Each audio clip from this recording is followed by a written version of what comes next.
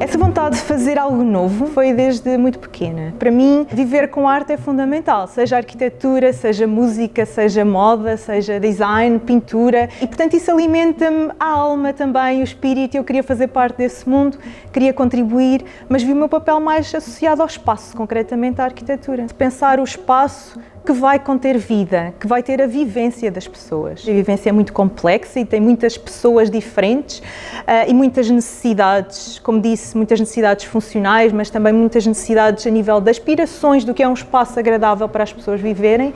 Isso tem que ser estudado, tem que ser pensado e, no fundo, tem que ser conhecido com um diálogo muito estreito com as pessoas, com os futuros utilizadores desse espaço. Desde cedo eu tentei perspectivar o meu percurso nessa relação que me parece que é embrionária, muito enraizada entre arquitetura e sociedade, entre espaço e vivência, porque não podem ser desassociados. E o arquiteto e a arquiteta têm que pensar nisso sempre. E eu penso que a arquitetura só faz sentido se for perfeitamente ajustada ao nosso tempo, ao nosso contexto, às nossas coordenadas geográficas, sociais e temporais, não é? A arquitetura tem que fazer parte do nosso lugar hoje. A minha tese final de conclusão do curso de arquitetura procurava, sobretudo, interrogar-se sobre qual era o meu papel depois de acabar o curso.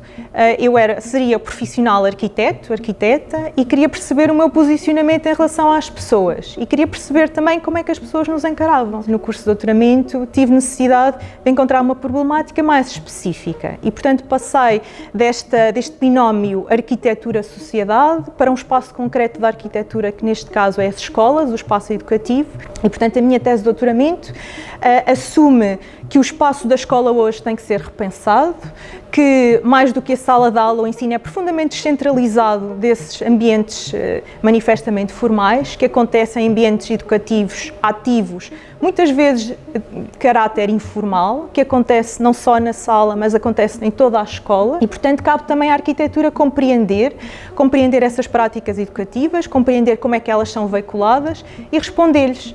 E se calhar, eventualmente, além de lhes responder, despotenciar. E, portanto, eu encontrei uma chave de leitura para a minha tese de doutoramento, que era a adaptabilidade do espaço. Percebendo que um espaço mais adaptável numa escola é um espaço que, no fundo, vai ser mais vivenciado, vai ser mais apropriado por mais pessoas, por mais alunos, por mais atividades pedagógicas durante mais tempo. E que permita, no fundo, acomodar uma mudança que nós ainda não sabemos qual é. Porque, do ponto de vista das escolas, a mudança é inelutável, ela acontece todos os dias.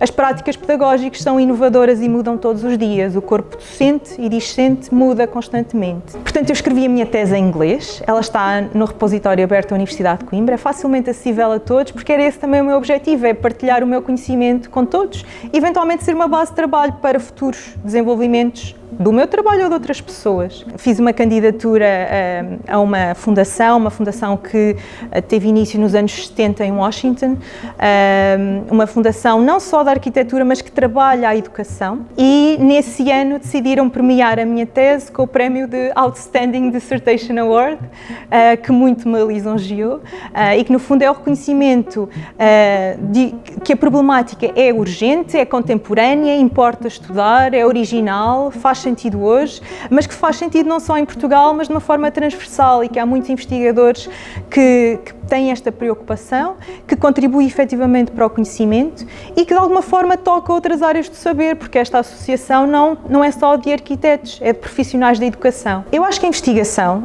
seja ela em arquitetura ou de outras disciplinas, tem que ser profundamente coletiva, porque, claro que a investigação em arquitetura profundamente disciplinar tem o seu mérito e permite avançar no conhecimento, mas se a investigação for coletiva, mas também profundamente interdisciplinar, interdisciplinar, ela vai conseguir tanger outras áreas do saber. O meu posicionamento no Centro de Estudos Interdisciplinares da Universidade de Coimbra permite-me trabalhar nesse sentido.